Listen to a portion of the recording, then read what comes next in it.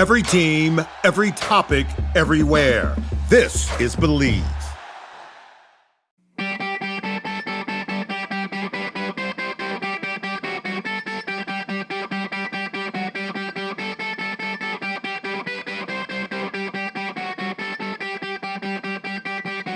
Welcome, everybody, to the Hockey Think Tank podcast, brought to you by the hockeythinktank.com and the Hockey Think Tank community, a place for all passionate players, parents, and coaches to go to get a little bit of education and a little bit of inspiration regarding the greatest game on the planet. What an episode we have for you guys here today. We are bringing on Shawn Pauly. First of all, the guy's on one of the best men's league team ever. Johnny's Elite League in Chicago, championship, not a big deal. Teammate of mine, but also unbelievable hockey guy. He grew up in the state of Washington. After a junior hockey career, played his college hockey at UConn before getting into coaching, where he was a coach at UMass Boston. And now he is running a hockey academy called GForce Hockey Academy, doing a great job there. And just an awesome guy, great conversation. But before we do get over to Shawn, let's bring on the talent of the podcast, Jeffrey J. Hulavecchio. Vex, what's shaking today, brother? Just living, having a great morning over here. Had Jakob Dobis set a new record for sled pushes and pulls in the gym this morning before the podcast. So that was super. You think fun. It was the new contract he just signed? He's a little excited, or what? I'm sure that didn't hurt it at all, for sure. 100%. Yeah, man, just having a great morning working with the boys. Midsummer, we're buzzing. Yeah, it's that time of year. It's so funny. Like, I can't believe it's middle of July. Like, what happened? It's like it's going so slow in the beginning of the off season, and then all of a sudden it's like, oh, season's about to start, and you're like, what? Players are starting to leave to go to their teams and everything. Yeah, it's like having a kid, right? The days are really slow, but the months fly by, to say the least. This podcast conversation, guys. So, Vex and I talk a lot about the different ways to develop players. And we talk a lot about the different types of models that, different parts of the country are in, different ways. And so Shawn's a friend of mine, and he runs a hockey academy, an online academy, at the rink. And so I thought it would be really, really cool to get him on to, I don't want to say have a debate, but really kind of bat around the pros and cons of kind of like where hockey is headed in some ways, as it relates to, some of these online schools and academy type options that kids have nowadays versus, what typically has done traditionally, talking about the community model, things like that. And so I thought it was a very healthy and productive back and forth on just the state of youth hockey right now and the different options that are presented to people.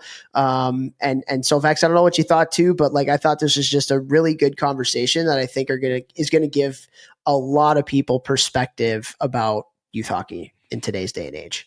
Yeah, well, I also like the back and forth. We had a lot of okay, there's that point, but how about this counterpoint?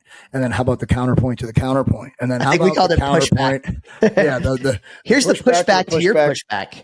To the pushback to the regional manager, assistant to the regional manager. To the regional. Yeah, it was a really great episode, and I think both sides had great points, and I think a lot of people are going to like listening to this one, especially with where things are going with the academy models and the state of hockey and all these things. So this was a super fun one. Yeah, and we've always been upfront about on this podcast, our job again is to inspire and educate, and we don't ever want to tell people you have to do this, because one of the things we say a lot is, everybody has a different path. Everybody has a different journey. And so what we try to do, and I think we did on this episode, is just present a lot of information, present a lot of points on both sides, And, people can look at their family situations, can look at their kids, can look at their finances and all the different things that are equated to their specific journey. And then hopefully the information that we presented in this podcast episode can just provide that perspective to help you make more informed decisions on what you feel like is best for your son or your daughter on their individual journey with where they're going. And so, and when you go back and forth with people, you don't have to scream and yell at each other. You can say, hey, good point, but what do you think about this? And, we live in these echo chambers where everything is binary. It's either right or wrong, this or that. And in so many instances, there's two sides to every story. And so we wanted to help kind of tell those both sides. Shawn's a very knowledgeable hockey guy, a really, really good hockey guy. And you guys will see that on this episode. So just a fun conversation with a championship teammate of mine, not a big deal. But also with just a really, really awesome hockey guy too. Did you guys win a championship? I'm not sure. We did. And if you'd like to hear about it again, I can tell you, but listen to the episode. But before we do get over to Shawn, we do have some people to thank. First, want to thank our title sponsor, icehockeysystems.com, the best website out there for all your coaching education needs. They got thousands of drills. They got whiteboard explanations of systems, concepts, habits, all that good stuff from high-level hockey people. They also have the ability to go in there and drop your drills digitally, print them out, send them to your team before practice, or they have partnered with us to do an associations platform where you can build a practice plan and drill library for your entire coaching roster. Amazing, amazing stuff, guys. Huge value add. So go to icehockeysystems.com today. Check out that associations platform, and you will not be sorry. Jeffrey, go. Just want to say thank you to Train Heroic. You guys know Train Heroic is the amazing app that allows me to deliver the highest quality online training in the world of hockey. Videos of me demonstrating coaching everything, as well as direct access to me, not the coaches that work for me, to me. So if you're training with me online as an individual or as a team during the season, the off season, whatever it may be, it's always me answering. So really just want to say thank you to Train Heroic for allowing me to help so many hockey players across the world.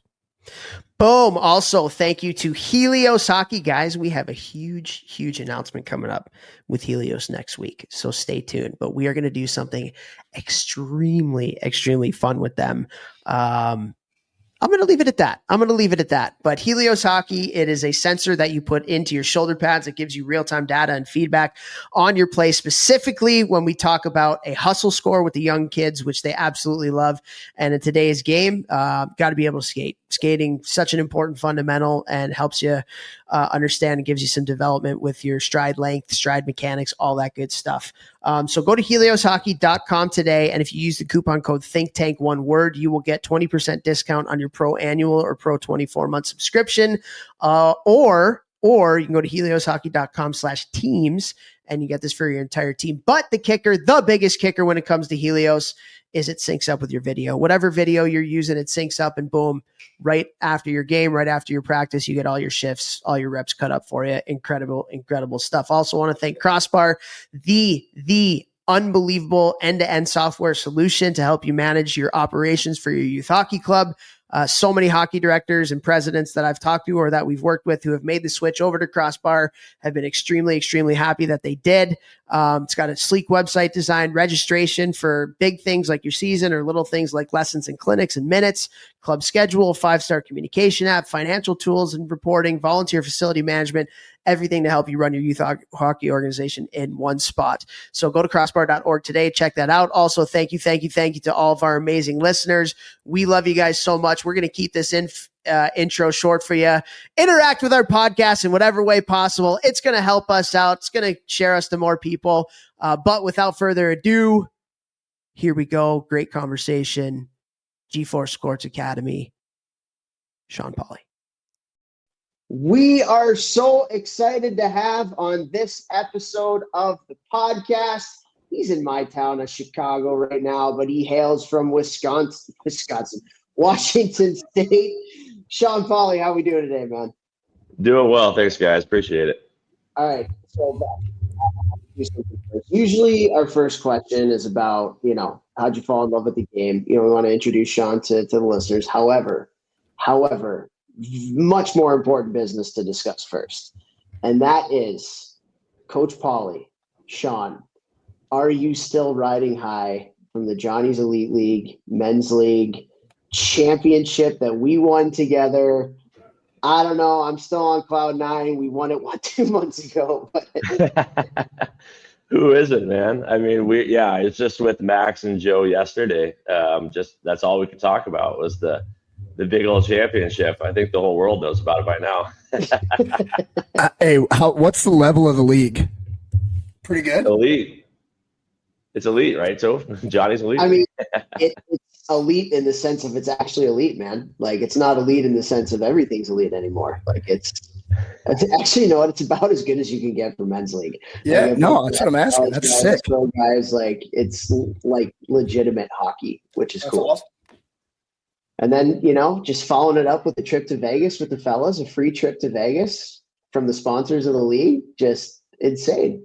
Unheard of. Yeah, I don't know any other league that does that kind of stuff, but carrying a trophy around was pretty ridiculous, but pretty awesome. Is that the Florida Panthers at the Bellagio pool? Look at that trophy.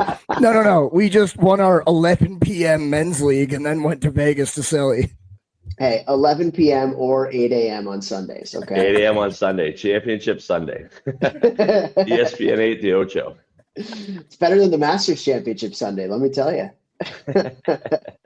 All right, enough beer league talk. All right, Shawn, you grew up in, we actually have like a lot of people that listen that are from non-traditional areas, right? So, you grew up in Washington State. This is obviously way, way before the Kraken came to town a few years ago, but you come from a non-traditional market. If you can, just talk a little bit about how you fell in love with the game, and then I'd love to get into just from somewhere that hockey isn't, the number one sport or very big about kind of like your journey of getting to play Division I college hockey too. Yeah, absolutely. I mean, it was a very different experience looking back on it, reflecting, but growing up in Kennewick, Washington, it's in Tri-Cities. Most people have no idea where that's at, but we had a Western Hockey League team, so major junior, and we lived about a mile away from the rink. My dad was a Buffalo guy, and he never played organized hockey, but play on the ice, the frozen ponds. So I think he's kind of like, okay, let's get you on the ice. Let's get you skating. My older brother started playing hockey at 4. So at 2 years old, I was like, hey, I'm going skating. I'm going to start playing hockey. So it was pretty much just going out there, skating with the family, fall in love with the game through watching it. That was honestly the hottest ticket in town, and that's maybe a little bit sad to say, but we didn't have too much in that area, but we had a little bit of hockey, and so that's pretty much from the moment I was a kid, doing the whole playing in your garage, Game 7, win the Stanley Cup, that kind of stuff. My team was Colorado with Joe Sakic at the time, so having a pretty good team that I was a random fan of worked out, and from there, I didn't know what college hockey was until I was about 17 years old, but it all happened to work out going through that path. We didn't have AAA hockey, so we had single A hockey. I think one year Seattle said they had AA, so we were like, okay, whatever. I guess we have AA hockey now. But that was about it. That was about it back there. And now Washington's definitely coming around. They have some great programs. They have some good AAA programs. They have the Kraken. The Western League still doing really great things with Wenatchee joining it in that division. So kind of cool to see Washington come around. That's cool, man. That's really, really cool. And so you mentioned, you kind of didn't even know what college hockey was until you're 17 years old, which is just in today's day and age hilarious when people are putting their kids on the path in diapers, to get there. For sure. But like, if you had any advice for a kid from a non-traditional market, that doesn't have an NHL team in their city, or hockey's not the number one sport, you made it to Division I college from I know Tri-Cities was there, and that's for those that don't know, it's like a big WHL team, and so it's good hockey city. But like, what kind of advice would you give to some kids that might want to play but are feeling a little stuck, or parents that might be feeling a little stuck being in a non-traditional market? Sure. I think for younger kids, it's, absolutely get on the ice and love the game, but play other sports too. Play soccer, play baseball. You don't need to specialize at that young of an age, really, from my perspective. But once you hit that certain age and, you're like, hey, I want to play hockey at a high level, I think you continue to get those extra ice touches.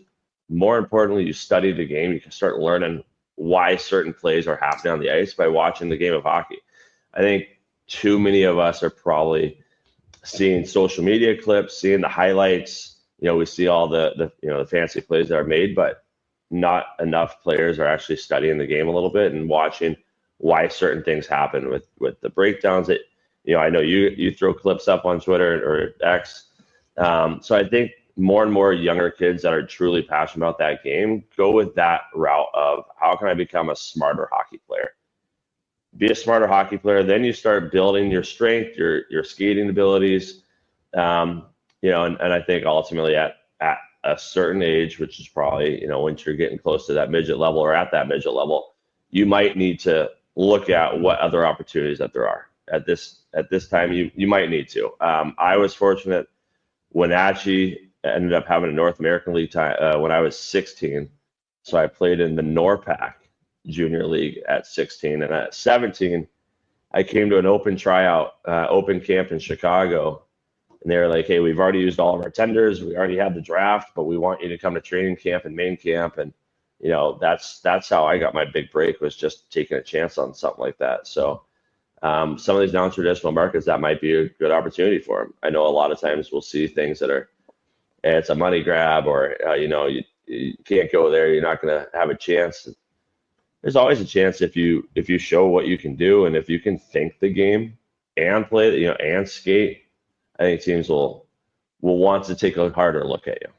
Yeah, that's actually really interesting from non-traditional markets because, Vex and I, we've always been, and this is something we've kind of tried to be mindful of. We talk a lot of things, but there's two sides to every story, and there's always a way to kind of meet in the middle. And so one of the things that, we talk a lot about is like taking a break in the spring and the summer, right? And making sure you play other sports and have some time to recharge the battery, both physically and mentally.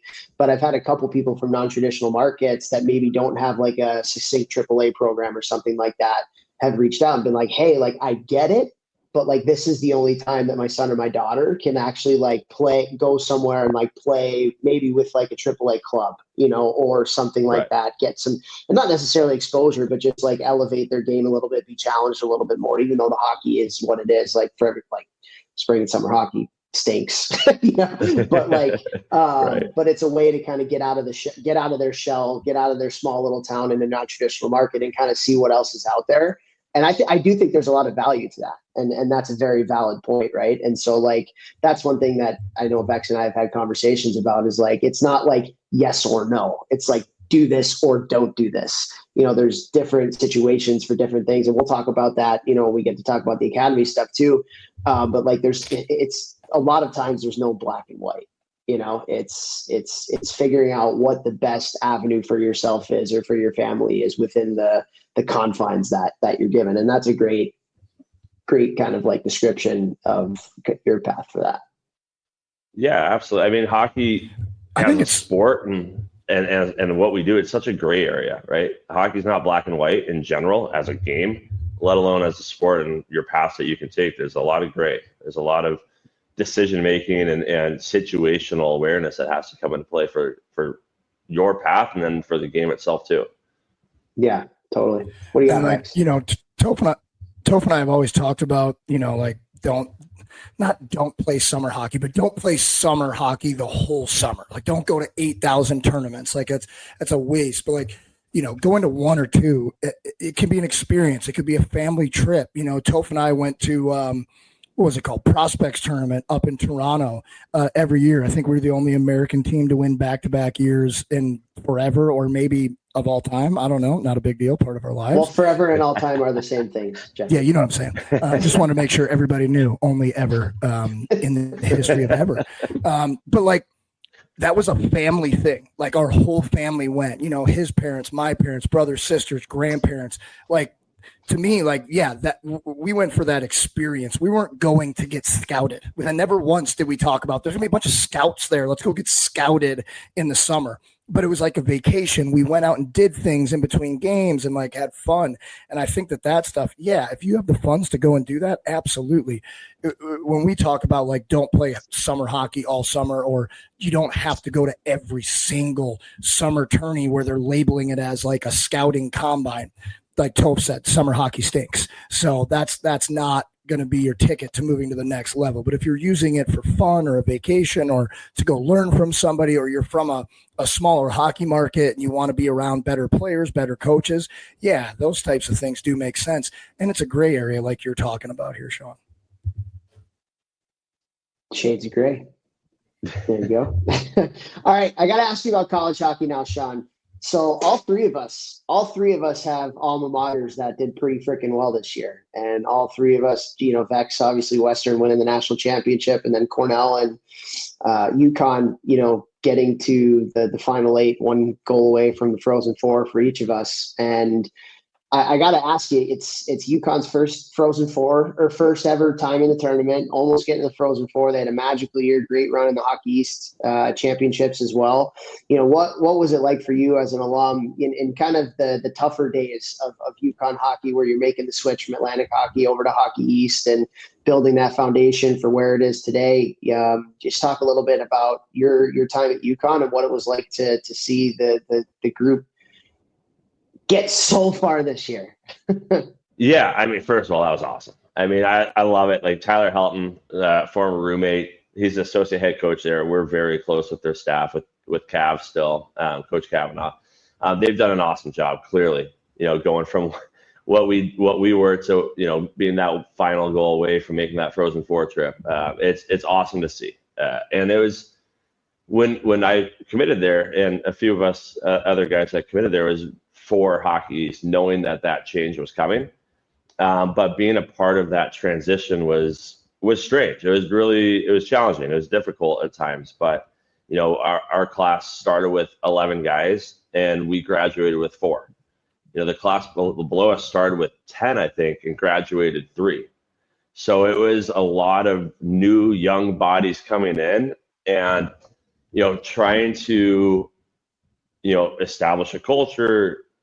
Ended up, in a leadership role, trying to lead a very young group into a league that, at sometimes we were really struggling with. I think there was, 2 weekends back to back we played Province and Northeastern in 2015, and we lost. I think it was like 9-0, 9-1, 8-0, and 10-1 or something. Like, it was disgusting.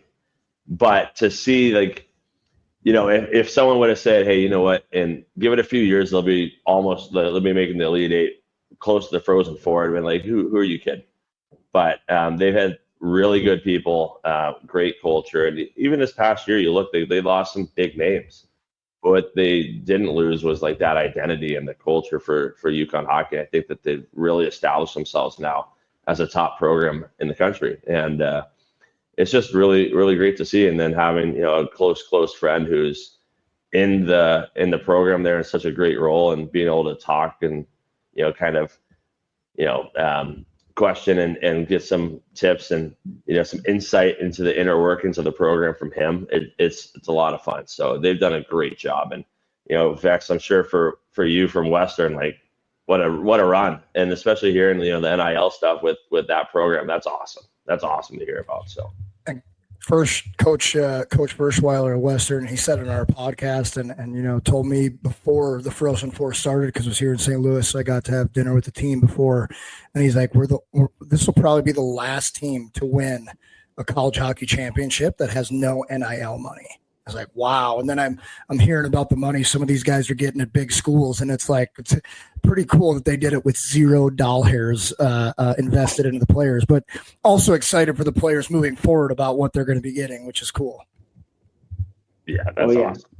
Yeah. Well, let's talk about that a little bit. So Mike Kavanaugh was a coach of BC for a long time, and, won national championships there, really highly respected coach in the game. And then he makes that move over to UConn.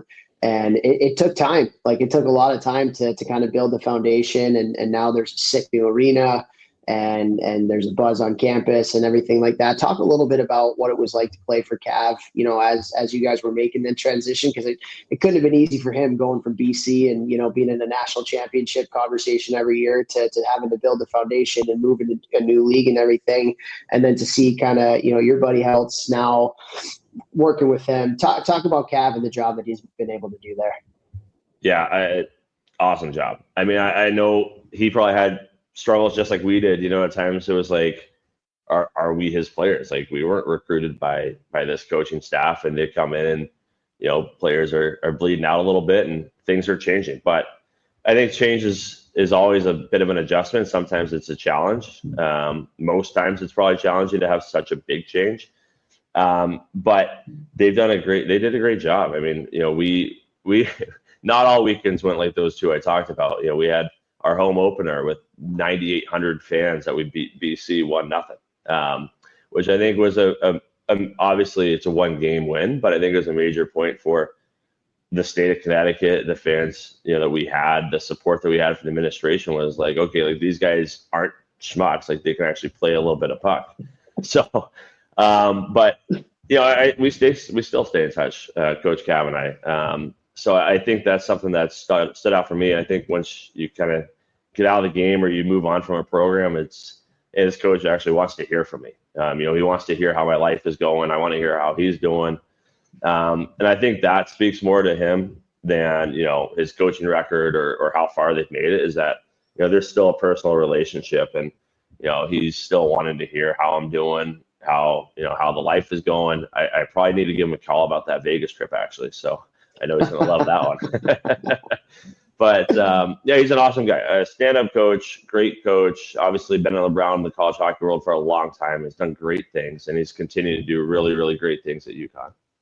Yeah, it's really cool. It's really cool. And, Connecticut is becoming a bigger hockey state as we know it, and it continues to grow, and it continues to grow out in New England there. And, when you have a college hockey team that's doing as well as it is, especially at a school with the stature that UConn has in the state, it's only going to help to grow the game even more, which is awesome. Nobody does selling better than Shopify. Shopify is the home of the #1 checkout on the planet. And the not-so-secret secret, with Shop Pay that boosts conversions up to 50%, meaning way less carts go abandoned and way more sales going through. So if you're into growing your business, your commerce platform better be ready to sell wherever your customers are scrolling or strolling. On the web, in your store, in their feed, and everywhere in between. Businesses that sell more, sell on Shopify. Upgrade your business and get the same checkout that Skims uses. Sign up for your $1 per month trial period for 3 months at shopify.com/Westwood1, all lowercase. Go to shopify.com/Westwood1 to upgrade your selling today. Shopify.com/Westwood1.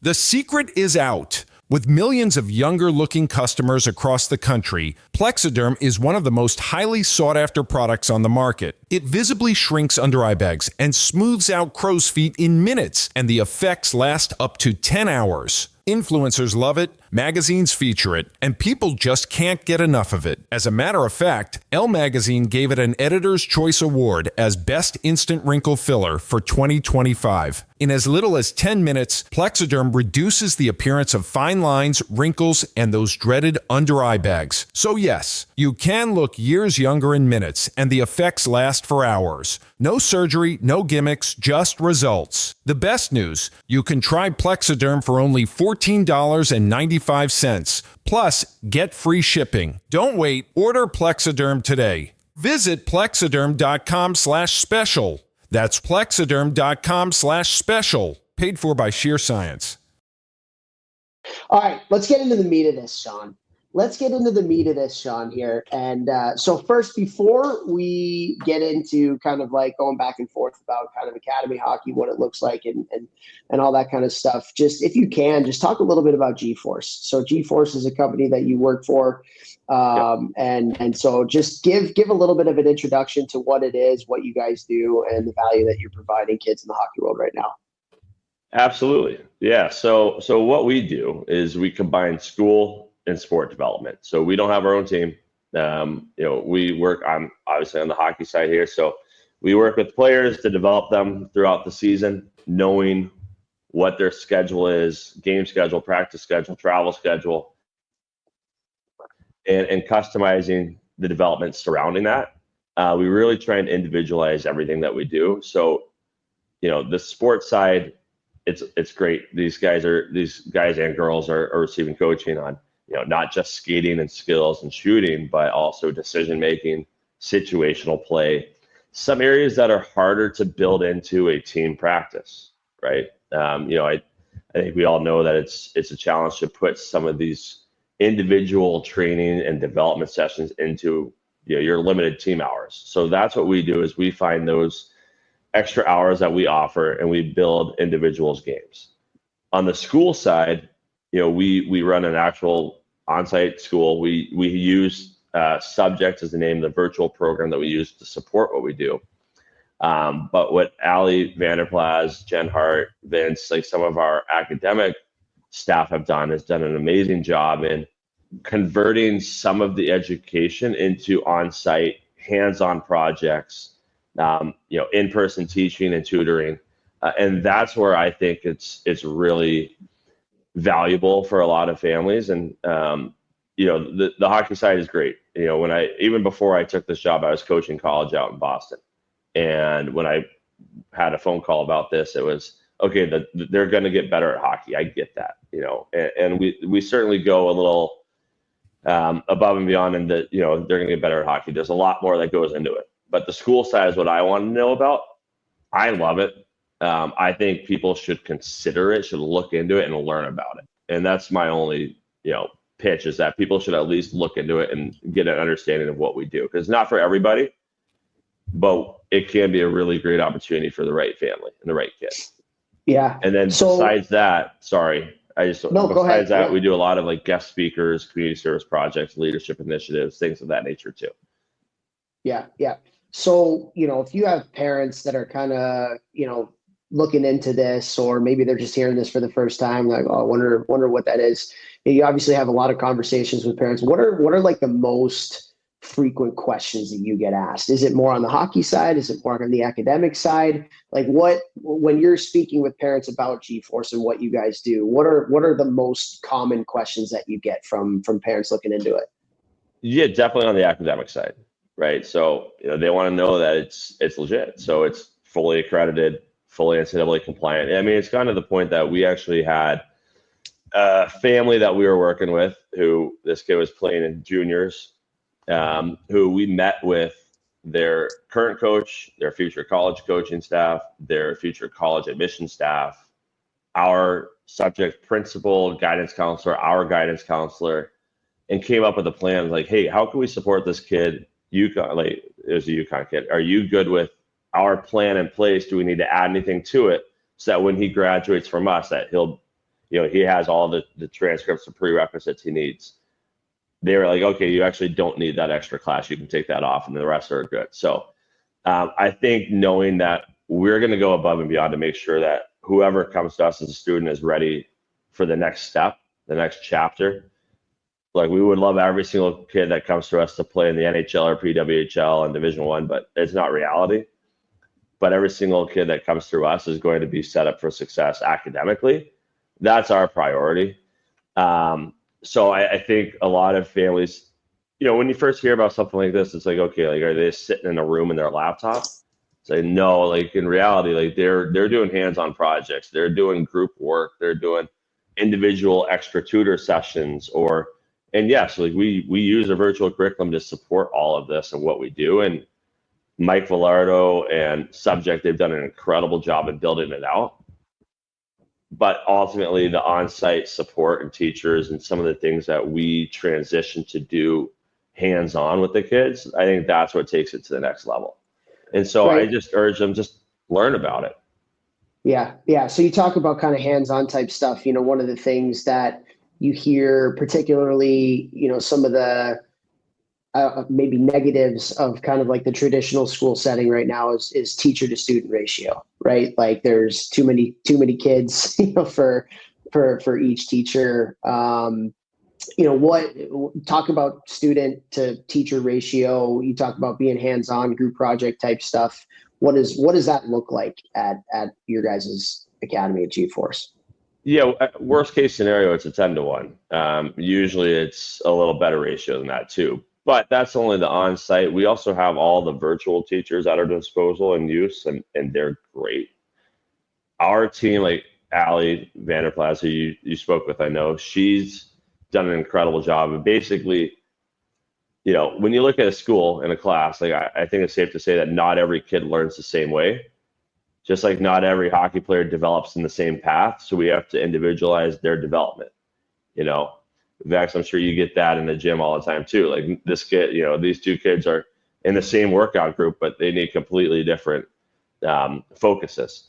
Same thing that we see in school is that we'll have students that need to learn in certain ways, and in a traditional setting, like you can't provide that. We can provide that because we can use this subject virtual teacher and curriculum to support it in one manner, or we could use an on-site group project for another couple of kids. So it really is whatever's best for each student is what we can give them. Is that virtual support? Is that additional tutoring? Is that, is that we can have this assignments due, but we can actually create a different way of doing it and a different way of learning that material. So that's what we do a lot of, is seeing what each kid does best with, learns best with. And I think the other side of it too is, since it is so hands-on with some of these different things, is like we're not just seeing that they're learning the materials. No, we're seeing that they're comprehending and applying that lesson because of the different things that we put in place for them. And it's worked. Like last year, our students averaged high honor rolls. And it's not just because they're just given a grade, it's because they've actually applied, like earned that. And I think that's a massive difference that we're seeing, is every student is able to succeed. I think that's one of the coolest things that I've seen in the emergence of the academies. I run TPH's in-season training here in St. Louis for Phil McRae. And, Topher and I had talked about the academy models years ago, like first few years of our podcast. And I was like, I don't know, like they're losing out on like some life, interaction with kids and things like that. And then I first started at TPH as a mentor and going there and just once a month giving speeches on all different things that, Phil and the team wanted me to.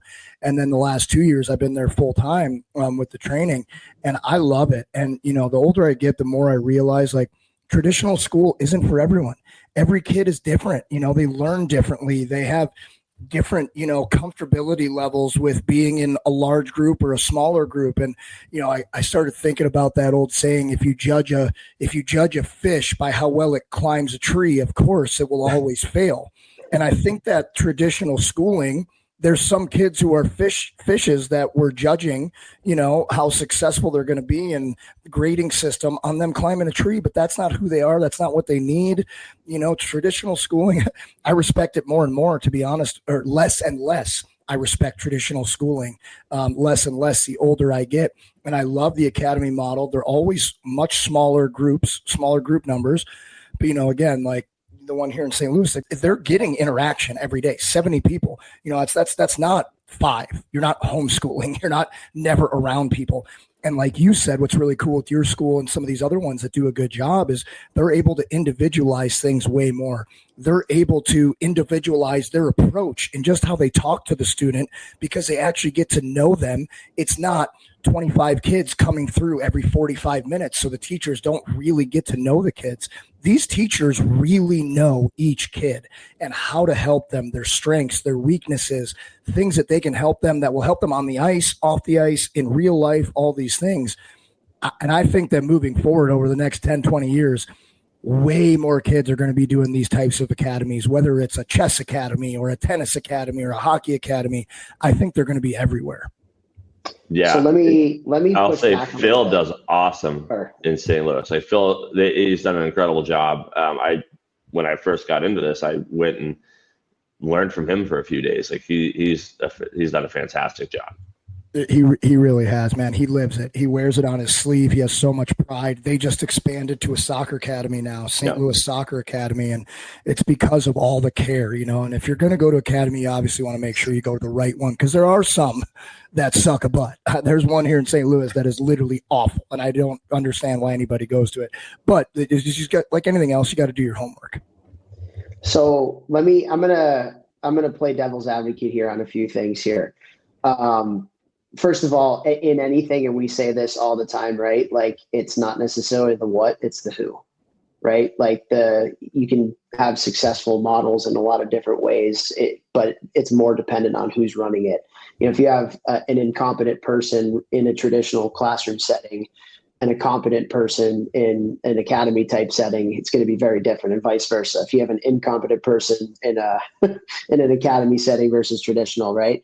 I do want to push back on you guys as somebody who has children in a traditional setting. I think you get a lot more individual attention than maybe you guys think.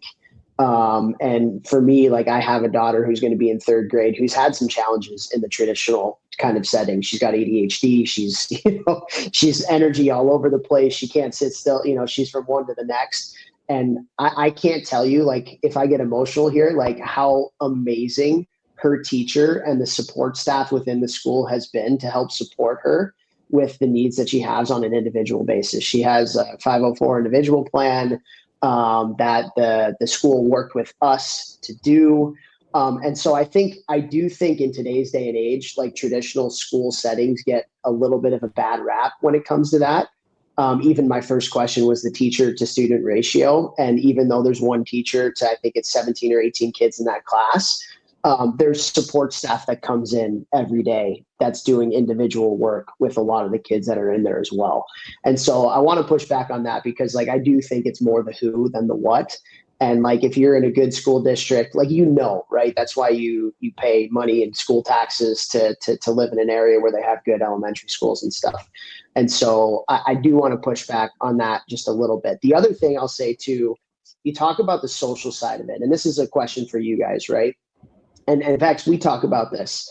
So the social side, you talked about there's 70 different people, they're getting that, they're doing all these different things. However, those 70 people are hockey players that have a singular goal that is probably very similar to yours. And the diversity of the types of people that you're meeting in an academy is going to be probably a lot different than going to your traditional school, where people have other interests in different areas. And I'm just going back to my upbringing. And I think we're all a product of our own experiences, right? Like, I had such a good experience growing up in the traditional setting, homecoming king of my high school, not a big deal.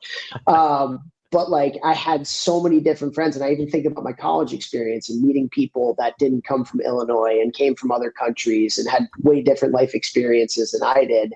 Is there some merit? Is there some from a social setting, getting the opportunity to meet people with different interests that can make you better at what you do, whether it's, academically, athletically, socially, whatever it may be? That's one of the things that I worry about the academy model, is you're not getting that breadth of experiences from other people, meeting people from families with different backgrounds, having other interests outside of hockey. Like, I don't know if I'm making sense of my question here, but I do think that is a drawback of the academy model. And maybe, Shawn, you can maybe talk a little bit about how you help broaden your horizons of these kids that are in your program that have the same goals, probably come from probably very similar types of family backgrounds, pretty similar socioeconomic statuses, living in, the suburbs-ish of Chicago. How do you help them to branch out and to have some of those social experiences, those life experiences at the end of the day?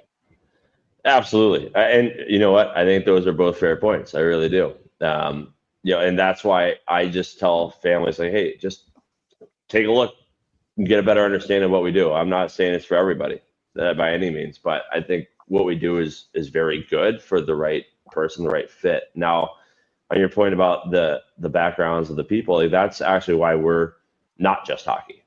So we have gone multi-sport, and we will continue to go more multi-sport, because I truly believe that this model, and I'm with you on that, and I think that's why we're going the direction that we are with the multi-sport, with the different socioeconomic statuses, different locations, different sports. But the only thing that I would say on that is that there's still going to be a common student that attends GForce Sports Academy, is that this is someone that wants to better themselves, that wants to accomplish. They're very driven, they're motivated, they're like-minded in a sense that they're an aspiring elite student and an elite athlete, even if they are from different backgrounds, different socioeconomic, different sports, etc. They're all still going to be very driven towards a common goal in the same sense. I think that's for me, that's an important difference between, I went to a traditional school and I turned out okay, but that's debatable, Shawn. You didn't say that down in Vegas. But I witnessed drug deals in 7th grade. Do we need to have, do I need to have that traditional experience? I'm sure not every school's like that. Tri-Cities is a great city, don't worry. But that's what I witnessed. And at the time, I was like, what is happening down there, down the hall? But, at our academy, these are very motivated, very serious, very focused, while we can still add in a bunch of fun, take them to social events and outings. So I think that once we get more and more multi-sport, you're going to see more and more different types of students there, but it's still going to be a very, very focused, aspiring type of an academy, compared to what you might see at a traditional school. And some traditional schools, like you said, like that's why you live in areas that you do. Some other students might not have that opportunity.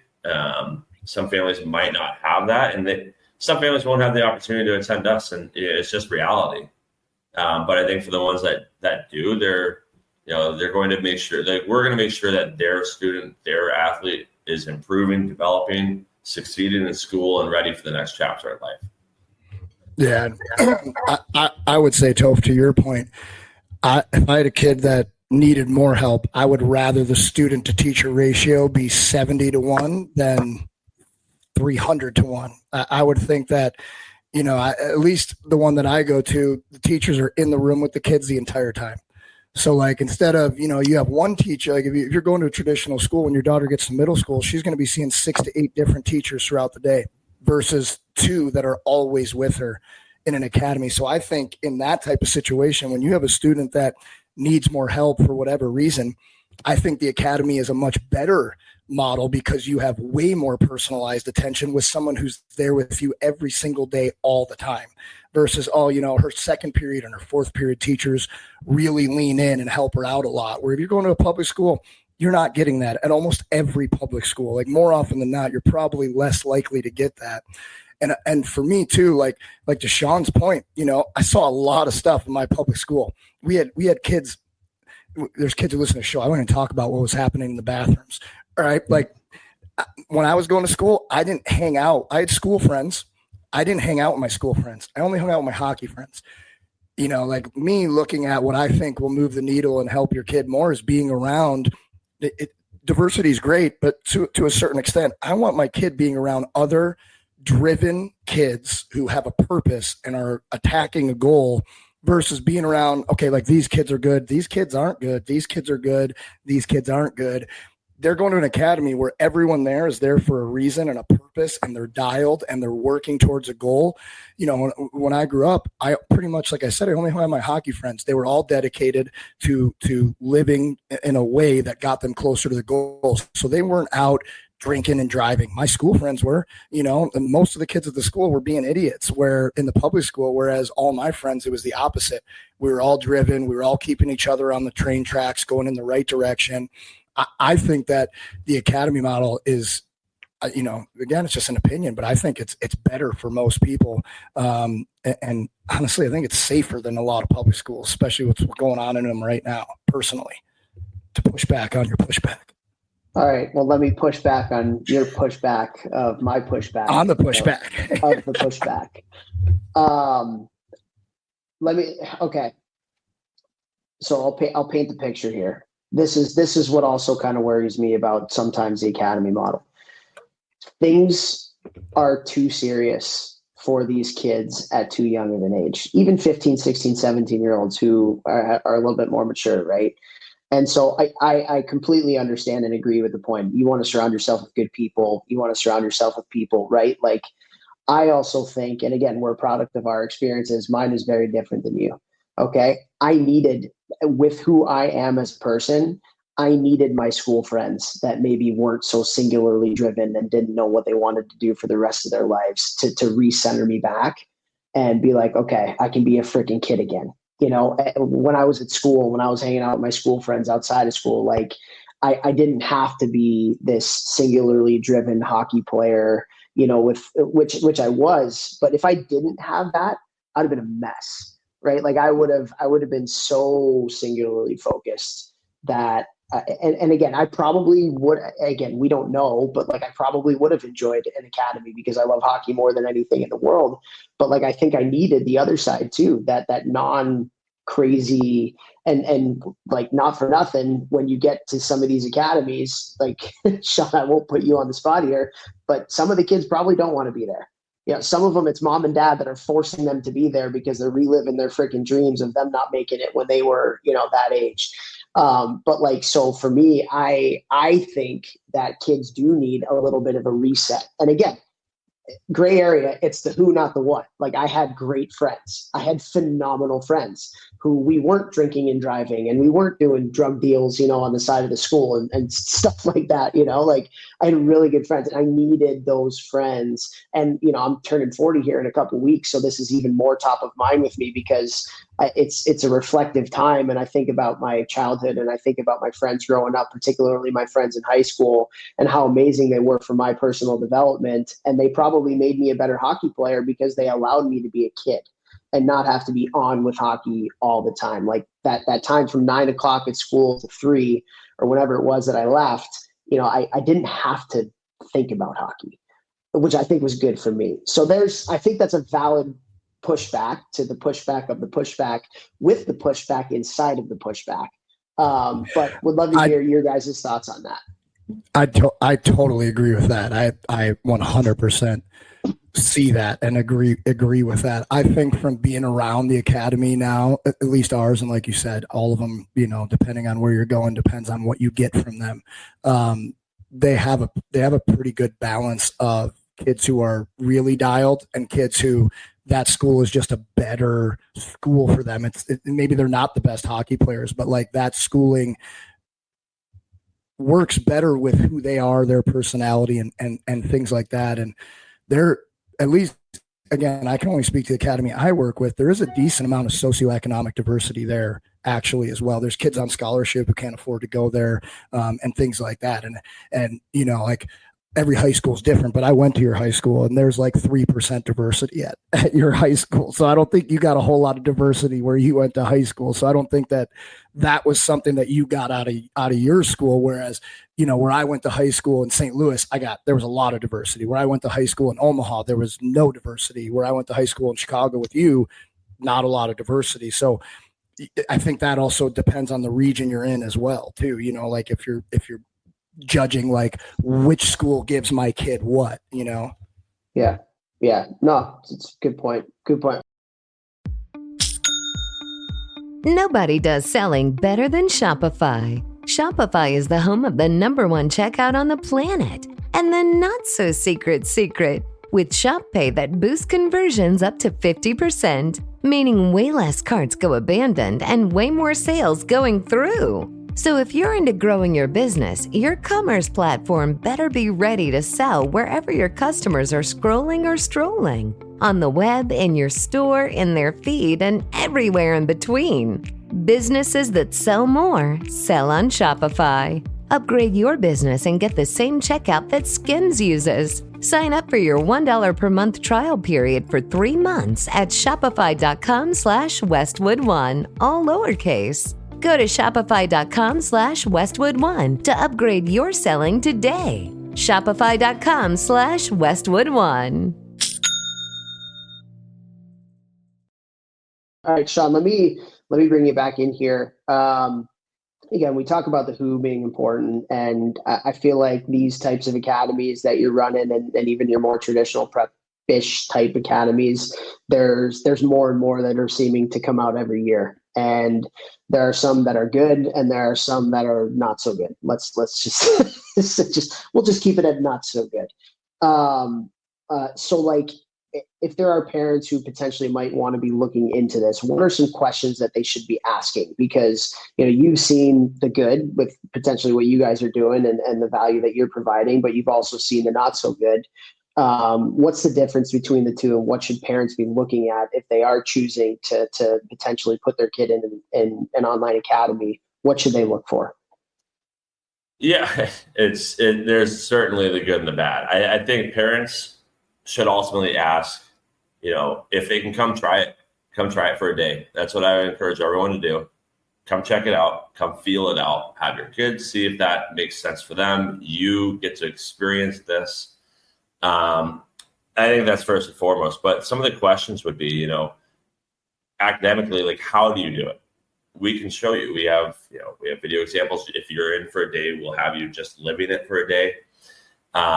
Academically, like, how can you actually provide this individualized program? But then on the flip side, like, how is it also still intertwined with group projects or small group lessons or different things? And the answer is that it's just built that we can customize the education to whatever fits the need of that particular student or students for that particular lesson on that particular day. And then athletically, like, I think you're spot on with that. Some of the pushback, whatever's is, pushback to the can we incorporate fun throughout the day? Like, absolutely we can. Like, we'll take breaks and go play dodgeball or go outside and do kickball, or it's not always sports. Like, we'll do other things too. So I think incorporating some of that different things that make it a little bit more of a fun place to attend. Because I hear that is it all structured, serious, professional? Like, yes, but we can also incorporate that fun because they are kids and they should be having fun while they go to school. So we can provide the best of both worlds in that. I think parents should ask, but what's the structure look like? Like, how do you know that you're not burning out this kid? And I think that's a major thing just from the athletic side that comes up, and we'll make sure, I talk about it, hopefully this term makes sense for the parents that might be listening, is intensity level. So the intensity levels throughout our training days throughout this season, like, it's going to change. We have 4 different phases that we follow. We follow the structure of for the hockey side, we follow the hockey season. So our intensity levels, we're going to make sure Mondays, they might not break a sweat. Thursdays, we're going to customize it based on every kid's travel or game schedule, or maybe it's an off weekend for somebody. We'll run regular assessments to make sure that these kids are ready to perform.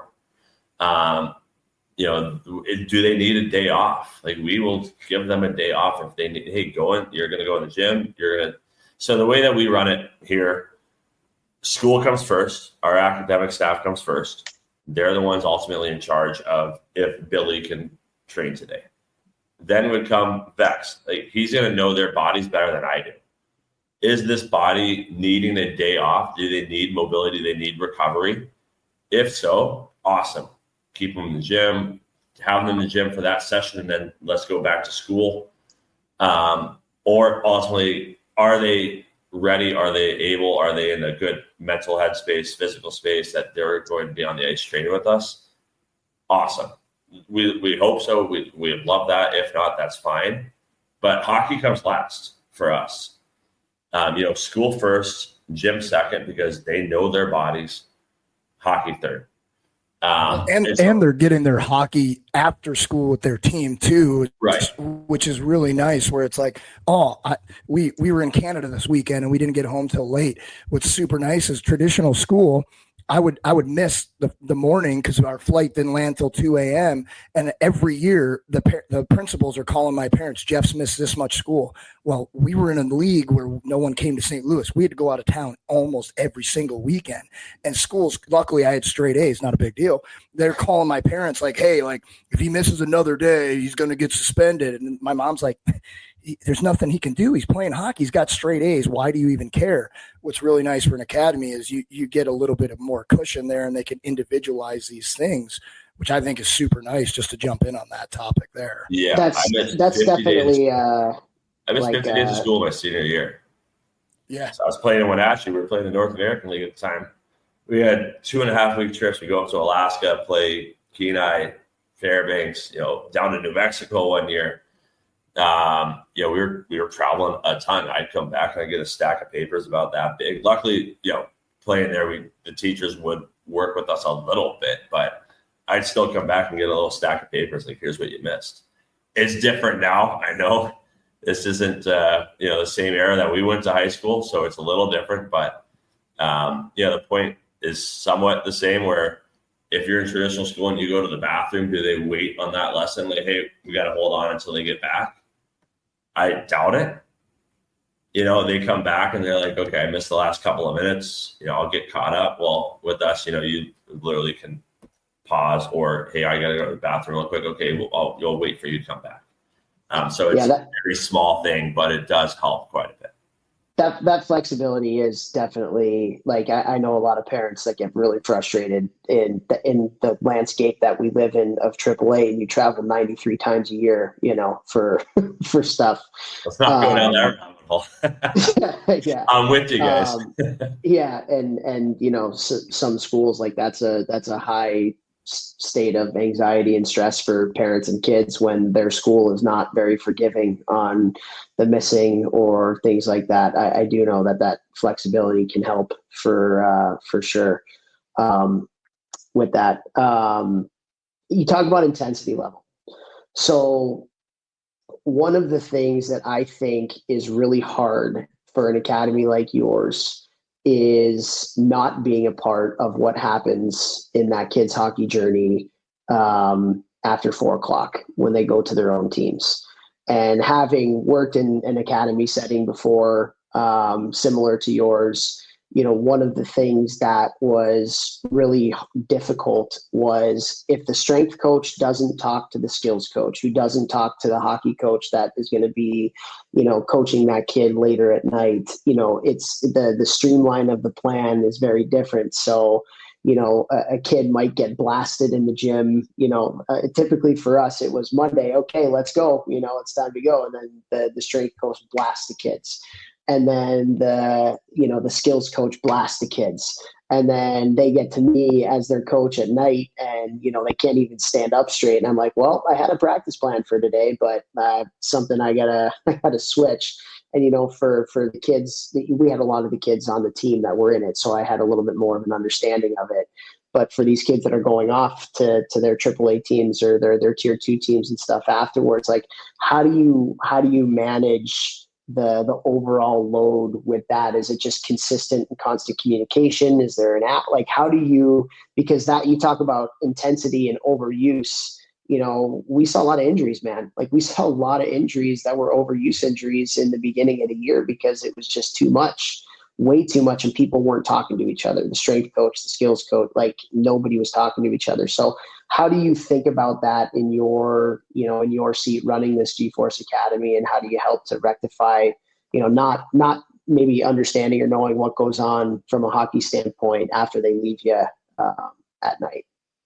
Sure. Yeah. I obviously communication is probably the number one for this type of world. You have to make sure that you have an understanding of what's to come or what's coming up, and it's going to change, right? Like someone might have, okay, this practice is going to be like a skills driven practice, and then something happens and all of a sudden it's okay, well, we did 10 minutes, 15 minutes of back skating, so communicating that next morning with the family, with the kids, with coaches, whoever you need to.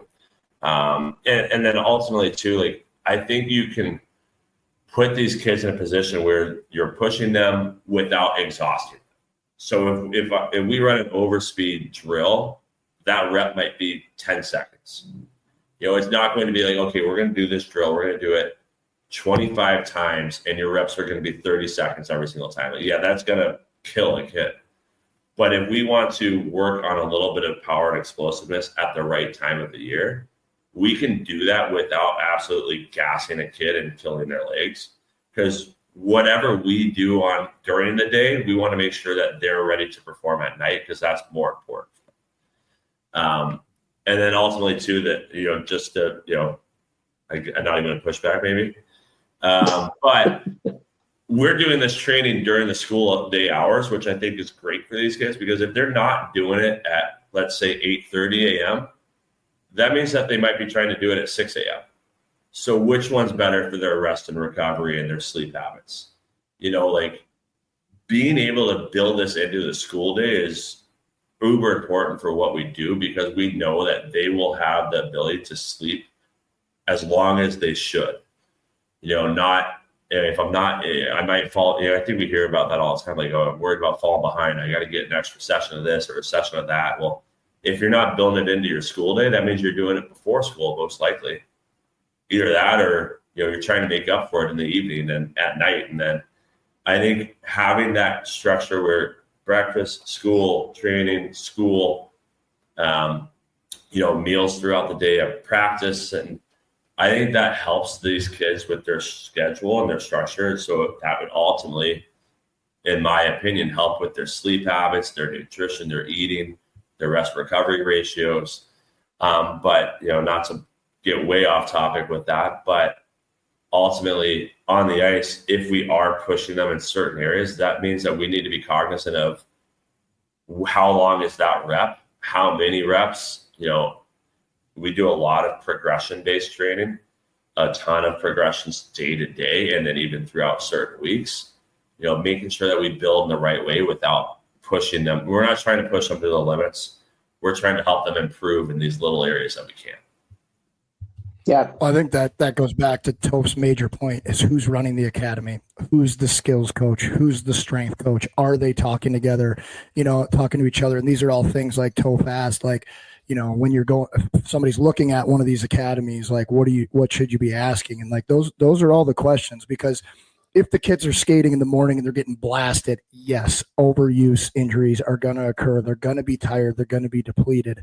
But if they have the right guys running the academy and knowing what they're doing, you're working on more individual skills. You're not doing regular practices. You're working on like picking rims off the wall, a push shot that you're then going to use in practice in a real drill, where that drill is going to make you tired because it's your real practice. So it's really important, like Toph said, who's running the academy? Is it somebody who knows and can understand all of these factors that these young student athletes are taking in? And I think the point that he just made about the sleep is massive. I can't tell you how many guys had to come to me before school at 5:30 a.m. because it was the only way they could work out. And I had such a juxtaposition feeling like, I know these guys need to work out and this is going to help them a ton, but they're not sleeping enough. And that's more important at this age, but they're not able to work out if they don't, because they get out of school, they go right to practice and they have 2 hours of homework. Then they go home and their family and eat and they're tired. And so like one of the reasons that I really like the academy model for people who have goals is that you're able to sleep in, you're able to get workouts in. And another one, I have so many young athletes who go to public schools or these private schools that they pay 10 to 40 grand a year for, where they're not allowed to eat in class. How stupid is it that you don't let kids eat in class? Like, you're not going to let a kid fuel his body. There are so many young athletes who I talk to who eat breakfast and then don't eat again until 12:30.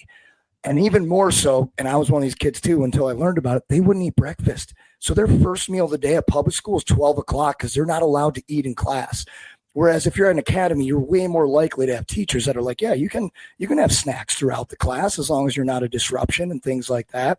Where again, for me, that goes to, they're way more able to individualize each student's kind of what they need to progress as a human, as a student, as an athlete. And I know I sound like I'm way more of a proponent for the academy model, but Yes, that is true, but I'm also like way less of a fan of public schools the older that I get, because I think it's a lot of judging a fish by how they climb a tree type of scenario. I'm going to use that saying all the time now. Makes sense, man, you know? Well, the flexibility certainly helps. And, you know, the public school, private school model does not necessarily allow for that flexibility when it comes to nutrition, when it comes to sleep, particularly. You know, our guys, the year that I did it, you know, we practiced at 4:00, you know, and they were at home eating dinner by 6:37, as opposed to leaving for the rink at 6:37 for an 8:30 practice, getting home at 11, you know, and some people are driving an hour there and back to practice every day. And, you know, so that's certainly not something we want anybody to be doing either. And so I think that's a valid one. All right. Last question I have for you, Shawn, on this. And I guess I'm kind of playing the contrarian to this, but I think it's good to kind of have both sides of the story, right? Because in order to understand a subject, you kind of got to have all different sides of it. You know, one of the things that I think about when it comes to, you know, just overall hockey development is this FOMO, right? There's a huge problem with FOMO in today's day and age. And going back to it, right? Like the most successful model of developing elite hockey players is Minnesota, which is the community model, which is traditional school. You play through school all the way through. And some of these, you know, more privatized models that we're seeing, particularly, you know, when you look at the numbers from Michigan and Massachusetts, you know, that have gone way more to the privatized model. You know, it's not developing as many good hockey players. And I think a lot of that has to do with the FOMO. Like, it gets way too serious, way too quick. And that's one of my fears about the academy model, is that, you know, first of all, you look at Minnesota and you look at those numbers and those jump out. But secondly, it could potentially create this FOMO where if I don't do this, I'm going to get left behind. And there are families that can't afford it, right? And there are families that, you know, can't, for logistical reasons, get their kid to the rink at whatever times, and they have to rely on the bus schedule because they have jobs and all that kind of stuff. So not everybody can do it. Just in your conversations with different parents and your conversations with different families and understanding, you know, how much hockey has become a business, how do you kind of speak with families about that? About just kind of like what we're doing here and what the hockey world looks like at large, and hearing different stresses of different, you know, families that want to do it, but maybe aren't able to do it for whatever reasons. Can you just speak a little bit to kind of everything I just said right there? Probably a bad question from the host, but in the way that I framed it, but I think you get the gist of what I'm talking about. Sure, absolutely. And I think that kind of circles back to a little bit of like that schedule where it's like, okay, I got to get on the ice or in the gym at 5:30 a.m. or I got to get an extra private session in at 6 a.m. because I'm falling behind or I'm missing out on all these other kids that, you know, can build it into their day. Because that is a lot of what we see. And, you know, I think that's like, one, it's a little sad where it's gone. To be honest, like, that wasn't an issue growing up for me. I mean, we would skate twice a week, and then we'd either play a game on the weekend or we'd go to practice on the weekend. Like, so we'd skate, you know, twice a week, and that was good enough. The game has come so far and developed, and, you know, how talented these players are. Like, unfortunate reality is that, like, they need to develop. You know, if they truly want to accomplish their goals and dreams, like, you do need that extra layer of development. And I think it's unfortunate on one hand, you know, even this is my career, and I'm saying that as a bad thing that they're wanting more. But, you know, the unfortunate reality is that they do need to make sure that they get that quality development, not quantity, but quality, right? You have some families that are like, okay, I'm going to do this skating coach, this skills coach, I'm going to do that extra session there, and try and piece it all together little by little. And next thing you know, it's thousands and thousands of dollars within a month of just, you know, renting ice, hiring a coach, all this other, this, that, and the other. I think that's terrible. I don't think we need that in our game. I don't think we need that in our industry. I think having a quality development plan that's consistent and progressive can be beneficial. And I'm sitting here, GForce Sports, I'm saying that it's not for everybody. If someone's interested, they should find out information and try it out. Come learn about it. I'm not saying that, it's for that family. It's for you right now. Like maybe it is, maybe it's not. The FOMO of missing out, I think we help with that just because we do offer, like it built into a school setting, an academy setting where it's built into your structure. You're not having to worry about, I got to get up early. I got to do this. I got to do something additional. I think you see that a lot too, like in the summer, in the early summer of all these families that, you go through an entire year, spring hockey, you skate nonstop spring to lead to tryouts. Then you have spring, right after tryouts, you have summer hockey starting and all this other stuff. It's like the families that are with us, like, let's get you to tryouts. And then it's like, hey, you know what? Like you worked pretty darn hard this year. You had a lot of extra ice sessions. Take a little bit of time away from the game, play some wiffle ball, go play softball, go fishing, things of that nature. Like get away from it for a bit. I think you can get away from hockey, but I think the one thing I'll say for development wise for these families, if you're feeling that you might be missing out, if you're a kid like, I didn't do enough, learn the game better then. Doesn't mean you have to be on the ice and, beating up your hips and all that. It can mean that you're doing video sessions or you're analyzing the game. Like I ran a hockey IQ session the other day and I asked them, like, it was game 6 of the Stanley Cup playoffs. Like, who watched the game last night? We had like 25% of the kids raise their hands. It's like, that's where if you're feeling that you're missing out or you're falling behind, like learn the game better. Like you don't have to get on the ice every single time. You can do other things to better yourself as a hockey player and as an athlete in general. I was talking to some of our baseball folks about it. I said, what's the number one thing lacking from today's baseball game, which I thought was going to be batting average? It was baseball IQ. They're like, being able to think the game, like situational awareness. I was like, that's very interesting to me as someone that would not have guessed that was like the major. I thought it was like, we used to have guys hitting over 300. Now it's like that guy's going to the Hall of Fame. So, but baseball IQ is the number one thing missing. I think attesting to that is like, you can find other ways besides just getting on the ice and skating your, behind off. You can find other ways of being better and improving your game without beating up your body. And I would urge, the number one thing I'd urge anybody to do is to try and find ways to learn the game better and become a smarter hockey player. Yeah, I think that's true in a lot of different sports. I just read an article about basketball. It's the same thing. All these kids can do highlight reel type stuff, but nobody knows how to play the game. We talk about same thing in hockey, and sounds like the same thing in baseball too. And that's where, again, the who is so important, because it's very easy with these, extra sessions, whether it's in an academy or whether you're hiring a skills coach, it's very easy to not focus on the things that are actually going to make you a better hockey player, baseball player, basketball player. And again, like, you have to do that. And I think the other thing, Shawn, like, just to kind of reiterate your point, like, there's a reality to everything that we're talking about right now. There are certain kids who are able to do things like what you're doing, and there's certain kids that aren't, based on a whole host of different things. I think about myself, right? Like, there are certain people who are above 6 foot, and there are certain people who are below 6 foot.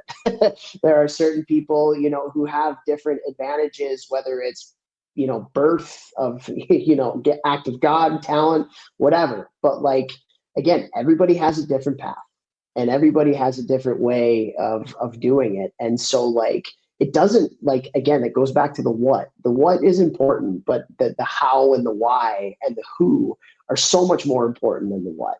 So whatever your situation is, whether it's an ability thing individually, whether it's an environment thing, with multiple people, like, make the best with whatever situation that you have. And I think that's really good, like, having this conversation with the three of us right now, is I think it provides a lot of different just kind of ability to think about things from different ways. And when you have all the different information and you have kind of the pros and the cons of each one, then you can make a best decision with whatever the environment that you're in and whatever situation that you're in. And so, again, I think one of the biggest things that just being able to have this conversation again is like, there's a different path for everybody. There are different paths that you can take, and not everyone is right for each individual. But like what you do and your internal drive and motivation in getting there with whatever situation that you're in or whatever path you're going down, like that's more important than anything else. Surround yourself with good people and fall in love with it, and go from there. So, yeah. I totally agree. I totally agree. And I think about, was it Walter Payton who he used to run the hill with the tire behind him? You got some guys lifting weights. You got him finding a way, running a hill with the tire behind him. You really care. You're going to find a way, and you're going to get better no matter what, whether you're in public school, private school, homeschooled, farm schooled, whatever the hell school you're going to. If you want it, find a way. And hopefully that, the pushback, the pushback to the pushback, the pushback, all these things just gave you guys ideas of questions to ask your public school, your academies in your area, and Toph brought up this idea of, let's have on Shawn, and we'll talk about it, and we'll go back and forth and talk about positives and negatives. Hopefully it just gave you guys some ideas of things to think about, questions to ask, both types of schooling, and find out whatever works best for your family. Toast my goats. All right, Shawn, we appreciate your time. Where can people potentially find some more information on GForce website? Where are you guys located? Where are the different spots that you have? Just if there's parents that want to look into it, where can they find you? Yeah, they can go straight to the website, GForceSportsAcademy.com. I can put my contact information out there. Shawn, SHAWN at GForceSportsAcademy.com. Perfect. Well, go check it out, guys. GForceSportsAcademy.com. Shawn, champion. Johnny's Elite League. Pretty big deal. Not a big deal. It's not a big deal. But we're going to hang on to you here for a couple more minutes to do a 10 questions. That'll be housed in our Hockey Think Tank community. Just a little rapid fire we do with all of our guests. But we appreciate it, man. It was a great conversation. Congrats again. And by the way, with that championship backs, Clutch Pauly, like this guy scored some big freaking goals. Some huge goals for us to win it. Pretty special. Part of his life. I didn't use him up at UConn, so I had him in the tank still. I like it. All right, Shawn Pauly, GForce Academy, or GForce Sports Academy. Thanks a lot, man.